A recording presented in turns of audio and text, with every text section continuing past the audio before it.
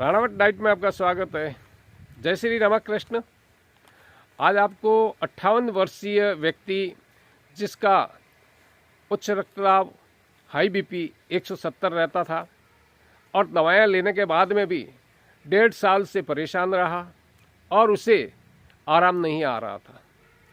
इसने 1.5 साल जो दवा खाई, जो दवा मुख्य रूप से आर्कामिन और निकार्डिया, लगभग 1.5 साल दवा खाई। उसके बाद 2 बार वहाँ पर जांच करवाई, उसमें उसे आराम महसूस नहीं हुआ तो तीसरी जगह गया और व्यक्ति अपने निदान के बारे में जांच करने के बाद मुझसे संपर्क किया।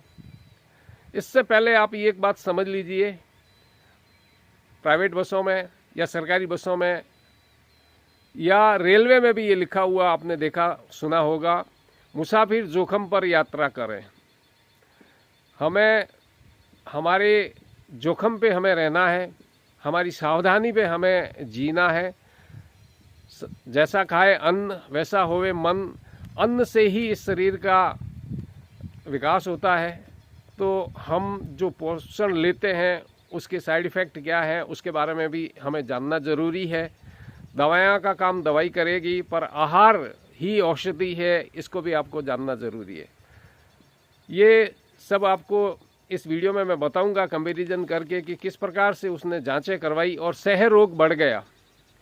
ये सब जानने से पहले अगर आप मेरे चैनल पर नए हैं, चैनल सब्सक्राइब करें, वीडियो लाइक करें, अधिक से अधिक शेयर करें। मैं डॉक्टर विनाश सिंह राणावत, साइकोलॉजिस्ट और डाइटिशियन, आज आपको बता रहा हूँ 58 वर्षीय व्यक्ति के हाई बीपी की दवाएं लेने के बाद में भी शरीर में जो समस्याएं थी वो निरंतर है। ये 3 जांचें आप देखिए। पहली जांच 23 सितंबर 2023 को करवाई, जिसमें पोटेशियम आया है 3.12, जो होना चाहिए 3.5 से 5.1।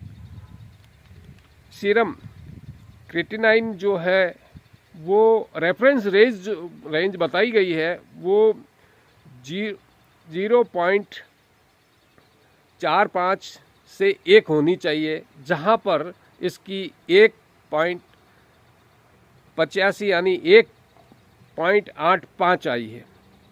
टोटल कोलेस्ट्रॉल 145, जहां होना चाहिए 180 220। कैल्शियम देखेंगे इसके अंदर तो रेफरेंस रेंज जो बताई गई है 9.2 से 10.6, 8.36, 8.36, यानी कि इसमें कैल्शियम की जो मात्राएं घट रही है।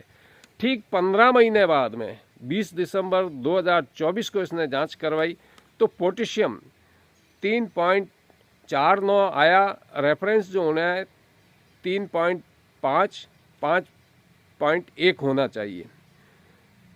क्लोराइड है वो हल्का सा कम आया है, जो 101 से 109 रेफरेंस की बजाय यहाँ पर 100 आया, जो विशेष कम नहीं है। इसका ब्लड यूरिया जो बढ़ रहा है वो रेफरेंस रेंज होनी चाहिए 17 से 43, जहाँ इसकी आई है 44.4।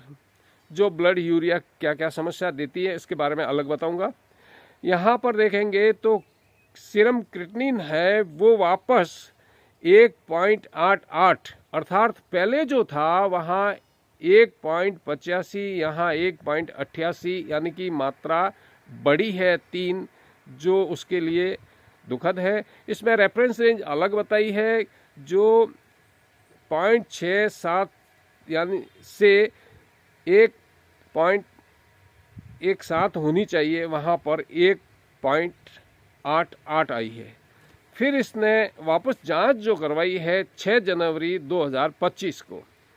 इसमें सीरम क्रिएटिनिन जो देखेंगे तो हाई आई है, अर्थात 0.66 से 1.25 रेफरेंस रेंज से ये 1.94 आई है, जो निरंतर बढ़ रही है। पहली बार में आप देखेंगे तो 1.85, दूसरी बार चेक करवाई गई 15 महीने बाद तो 1.88 आई है, और आगे 6 जनवरी को जो जांच करवाई उसमें 1.94 आई है।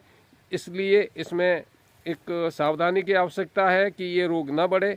और ये जो पहले रिपोर्ट दी गई थी उसमें बताया भी था कि बाएं गुर्दे में इंटरपोलर पर फोकल कैल्सिफिकेशन के साथ में सिस्टिक घाव जैसा दिखाई दे रहा है, उसके लिए एमआरआई करवाने के लिए बताया गया। अर्थात यहाँ पर आपको भी सावधान होना है, जिससे जो दवाएं खाई जा रही है उस दवाओं के साइड इफ़ेक्ट भी होते हैं, और आपके सहरोग है उस सहरोग में कौन सी दवा नहीं खानी चाहिए या खानी चाहिए, इसके बारे में भी आपको आपके डॉक्टर साहब से डिस्कस करना चाहिए, ताकि आपका स्वास्थ्य अच्छा रह सके, आपकी बीमारियां कंट्रोल में हो सके। इसके लिए हो सके जहां तक आपको अपनी लाइफस्टाइल में बदलाव लाना है, जहां मानसिक अवस्थाओं में शांति का रखना बहुत ज़रूरी है। सुख दुख लाभ हानि होती रहेगी, संतोष ज़रूरी है जीवन में, और आपके खान पान और आहार में आपको वो भोजन नहीं करना है जिससे आपके हृदय में, गुर्दे में, लीवर में, आंतों में कोई परेशानी नहीं बढ़े। अगर आप कोई सार्थक टिप्पणी करेंगे तो सार्थक टिप्पणी का जवाब दूंगा। मिलते हैं नए अपडेट वीडियो में, तब तक के लिए जय हिंद, स्वस्थ रहें, मस्त रहें।